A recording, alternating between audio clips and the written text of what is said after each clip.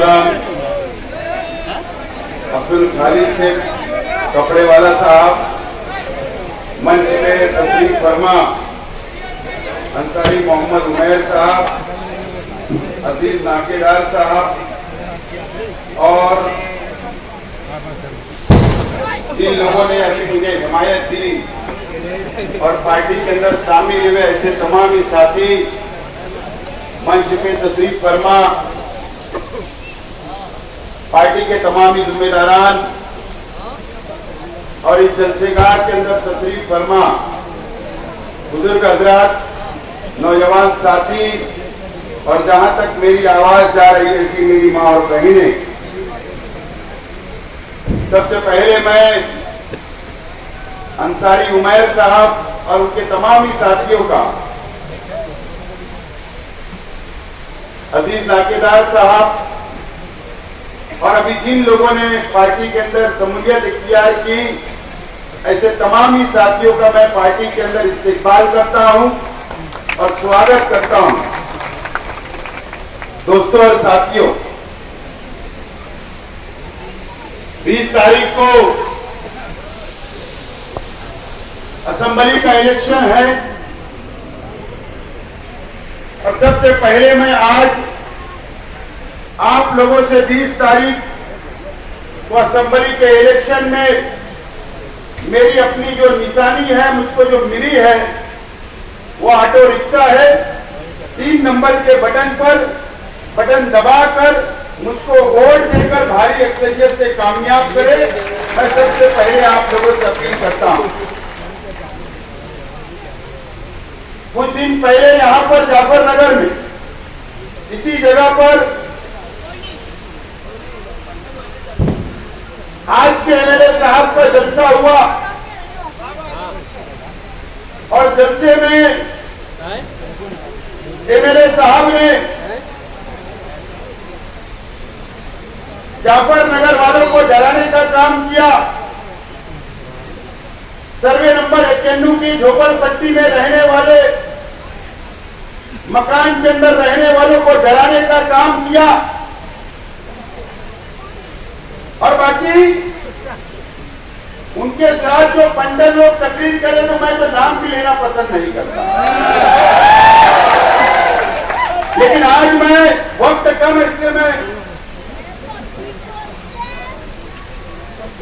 Main बातें बोलकर आज तकरीर खत्म करूंगा। 15 मिनट में बोलना है।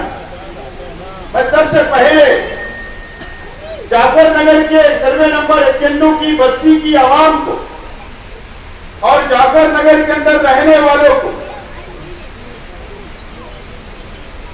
इस बात का ऐलान करता हूं कि जाफर नगर सर्वे नंबर 91 मेरे चाचा और उनके ग्रुप के लोगों ने सिर्फ इशार पोती की थी, लेकिन हमने जब ये मालूमात ली कि जो जिस शख्स से ये जमीन ली गई वो शख्स की ये जमीन नहीं है, तो हम लोगों ने वो सौदा कैंसिल कर दिया है, हमने वो सौदा रद्द कर दिया है और आप लोगों को कोई डरने की जरूरत नहीं। अगर वो जमीन मालिक अगर वही होता और अगर वो जमीन ऐसा मान के चलिए अगर हम खरीद भी लेते तो आप लोगों को हटाने का कोई इरादा नहीं था, बल्कि हम लोगों का इरादा था कि आपको वहीं पर जमीन का मालिक बना देना, ये हमारा अपना इरादा था। लेकिन वो जमीन का सौदा हम लोगों ने रद्द कर दिया है, वो जमीन हम लोग नहीं ले रहे हैं और वो जमीन आइंदा अगर कोई लेगा भी तो हम आप लोगों के साथ खड़े रहेंगे। आप लोगों की बस्ती हम लोग उजड़ने नहीं देंगे, आप लोगों को हटाने नहीं देंगे। इस बात का मैं सबसे पहले खुलासा करता हूं। दोस्तों और साथियों, इस्लामपुरे के जलसे में आज जिस जगह जलसा हो रहा है, अल्लाह का करम है कि यहां पर पावर लूम की बस्ती है। जाफर नगर, गोल्डन नगर या अगर हम आगे जाए फार्मेसी तक, सलाटर तक या दरेगांव तक हम चले जाए तो अल्लाह का करम है, यहाँ पर पावर लूम सबसे ज्यादा शहर के अंदर, इस इलाके के अंदर है। इस्लामपुरे के अंदर जो मैंने मैनिफेस्टो का पहला वादा किया था, अगर आप लोग मुझको कामयाब करते हैं, आप लोग अगर मुझको असेंबली के अंदर भेजते हैं अपना नुमाइंदा बनाकर, तो उस वक्त भी मैंने ऐलान किया था और आज भी आपसे वादा करता हूं, अगर आप लोग मुझको एमएलए बनाकर असेंबली के अंदर अगर आप भेजेंगे, तो मैं आपको जिन जिन लोगों के 24 लूम का कारखाना है, मैं सोलार लगाकर आप लोगों को हुकूमत की तरफ से दूंगा। इस बात का मैं दोबारा ऐलान करता हूं। कई साथियों का, कई बुनकर भाइयों ये सवाल मन में है कि वो कैसे लगेगा। तो मैंने आप लोगों से कहा था कि जिस तरीके से मस्जिद के ऊपर सोलार लगाने का काम हुकूमत की जानिब से मैंने किया, इंशाअल्लाह उसी तर्ज पे आप लोगों के कारखाने के ऊपर भी, आप लोगों के कारखाने पर भी हम लोग सोलार लगा कर देंगे। और मैंने कोई ये बात हवा में नहीं कही, हवा में कोई ऐलान नहीं किया। मैंने मुकम्मल मालूमात दी, मुकम्मल जानकारी दी और उसके बाद मैंने ऐलान किया हूं। आज मुझे बताइए, 1995 जब भारतीय जनता पार्टी और शिवसेना की सरकार थी, उस वक्त 125 रुपया पर लूम बिजली बिल था। उसके बाद हुकूमतें बदलती गई, उसके बाद हम लोग यूनिट के ऊपर आ गए, उसके बाद सब्सिडी मिलने की शुरुआत हुई और आज तक हुकूमत सब्सिडी दे रही है। आज तक हुकूमत हमको सब्सिडी दे रही है। मैंने उसकी मालूमात थी। अगर एक 24 लूम के कारखाने पर सोलार लगाना होगा तो 16 लाख रुपया एक कारखाने का खर्च आएगा, जिसके ऊपर सोलार लगेगा। हम ये हुकूमत की तरफ से करवाएंगे और हुकूमत को ये दलील देंगे कि हुकूमत पावर लूम बुनकर भाइयों को सब्सिडी देती है और बाकी पैसा बुनकर भाइयों को अदा करना पड़ता है।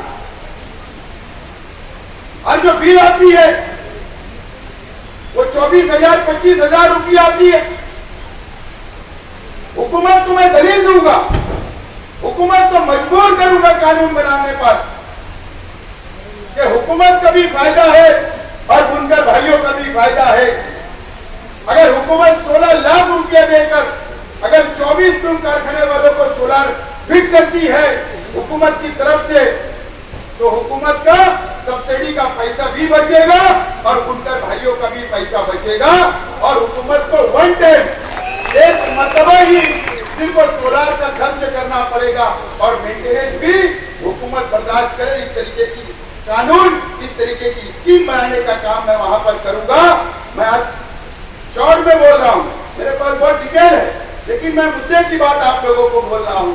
तो बुनकर भाइयों से मैं अपील करता हूं कि ये जो ऐलान मैंने किया, मुझे समझता है कि ये बहुत बड़ा ऐलान है और ये सिर्फ मालेगांव के लिए नहीं बल्कि पूरे महाराष्ट्र के बुनकर भाइयों के लिए होगा। और हुकूमत से लड़कर, हमारी बात मनवाकर, मजबूत दलील देकर हम बुनकर भाइयों का साथ दे सकते हैं, आपका फायदा कर सकते हैं, आपकी मदद कर सकते हैं। ये बात मैं आज आप लोगों से अपील करता हूं कि आप लोग मुझको अपना नुमाइंदा बनाकर असेंबली के अंदर भेजिए। इंशाअल्लाह मैं आप लोगों का पहला लेटर अगर मैं दूंगा तो आपके कारखाने पर सोलार लगे और आपको बिजली बिल से निजात मिले। ये काम करने का मैं काम करूंगा, आप लोगों से मैं वादा करता हूं। आज मैं ये पावर लूम इलाका है, मैं आज मालेगांव शहर के वो साइजिंग मालिकान से भी एक अपील करने के लिए यहां पर खड़ा हुआ हूं। साइजिंग मालिकान इस बात को मानते हैं, साइजिंग मालिकान को इस बात का पता है कि जब एनजीटी का ऑर्डर आया तो साइजिंग सील हो गई, कारोबार बंद हो गया था। दिल्ली की कोर्ट के अंदर हमारा केस चला साइजिंग मालिकान का और कई कानूनी पेपर कोर्ट ने मांगा, एनजीटी कोर्ट ने, और वो पेपर बनाने का काम मैंने और हमारे साथियों ने किया था।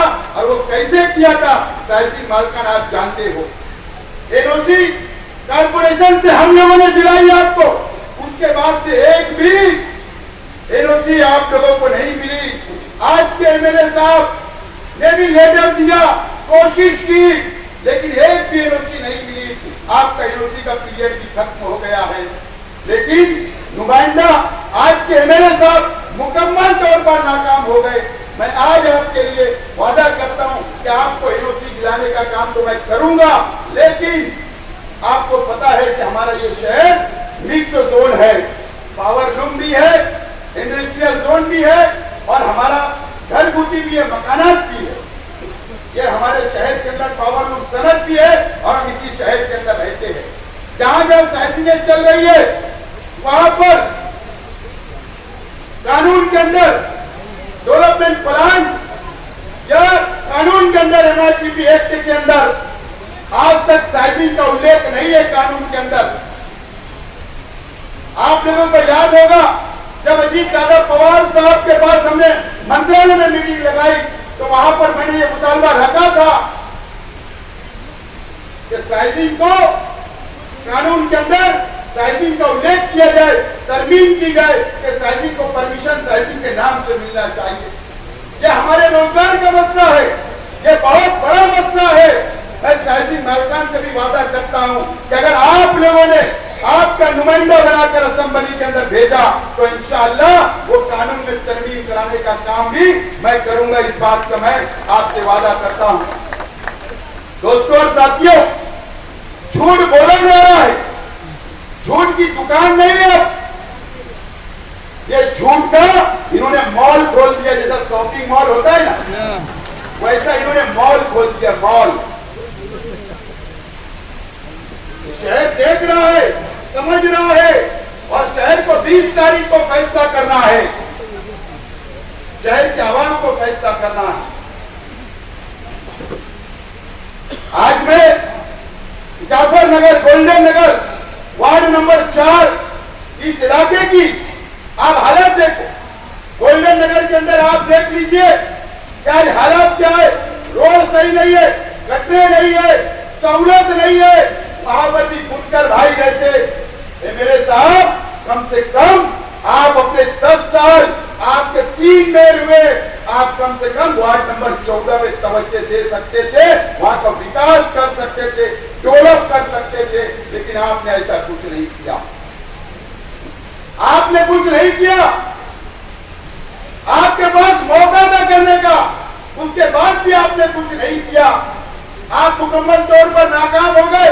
मैं वादा करता हूं इस इलाके की आवाम से, मैंने जो जिम्मेदारान बैठे हैं, चाहे इस्माइल भाई हो, सैयद साहब हो या हमारे जो भी साथी है, जमशीद भाई, या इस इलाके के तमाम ही जिम्मेदारान से मैंने वादा किया हूं कि आप मुझको भरपूर और यहाँ से दिलाइए, मुझे कामयाब करिए। और मैं सबसे पहला, अगर विकास और डेवलप अगर हमको शुरू करना होगा तो ये जाफर नगर, गोल्डन नगर, काली खोली, ये 4 नंबर वार्ड फार्मेसी, इस इलाके के अंदर गुलाब पार्क हो गया, अख्तराबाद, देवी का मल्ला या पवार वाली तक, हमको इसके ऊपर खुसूसी में तवज्जो देकर आज इस इलाके का काम करने का काम करूंगा। दोस्तों और साथियों, आज मेरी मां बहनें भी मेरी तकरीर सुन रही है, मेरी बातों को सुन रही है।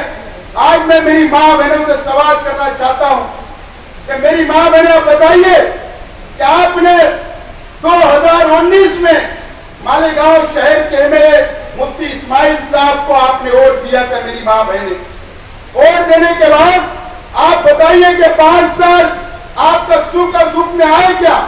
5 साल आपके पास आए क्या? 5 साल मेरी मां बहनें, आपका इन्होंने कोई काम किया क्या? आपके लिए कोई स्कीम बनाई क्या? या आपके लिए कोई गार्डन तामीर किया क्या? या आपके लिए जो हॉस्पिटल, सिविल हॉस्पिटल था जहां पर हमारी मां बहनों का इलाज होता था, वो हॉस्पिटल भी नदिया के उस पार चला गया। एमएलए साहब की नाकामी है मेरी मां बहनें।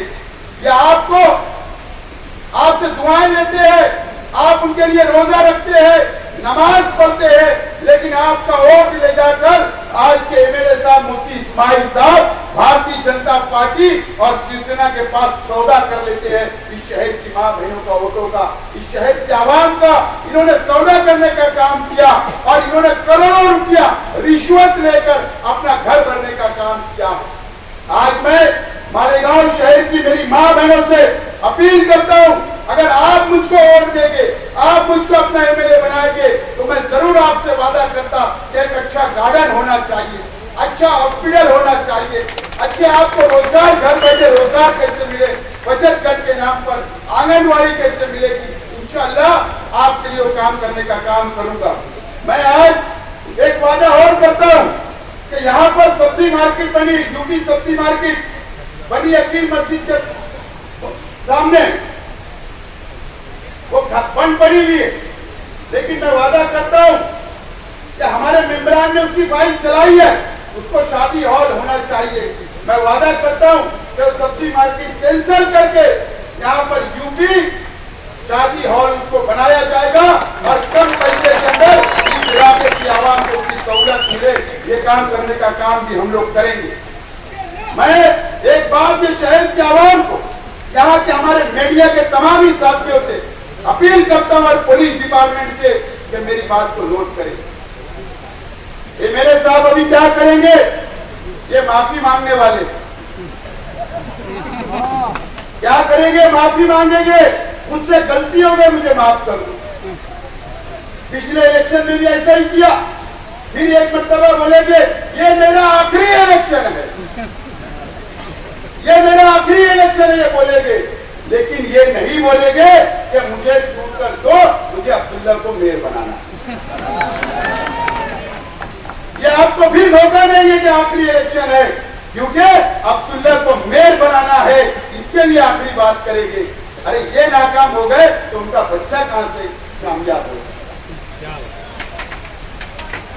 नोट करो, ये जाफर नगर के अंदर जलसे के बाद क्या हुआ, हमारे साथियों ने कहा अगर सच्चाई होती कि हमारे कार्यकर्ता ने ऐसा किया, सच्चाई होती कि मेरे परिवार ने ऐसा किया, तो ये 24 घंटे नहीं, ये 24 घंटे वहीं सो जाते थे, ये वहीं सो जाते थे।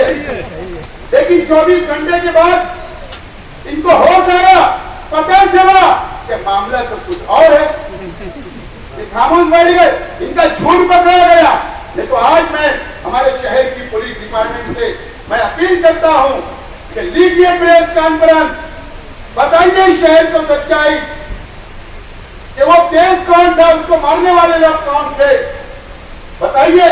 हम तैयार है, अगर हमने गुनाह किया होगा तो हमें कार्रवाई हमारे पे होना चाहिए, लेकिन पुलिस मुझे लगता है आने वाले दिनों के अंदर ये बातें बताएगी और मुझे मालेगांव शहर की पुलिस के ऊपर पूरा विश्वास और भरोसा है कि वो दूध का दूध और पानी का पानी, पानी की पानी करेगी।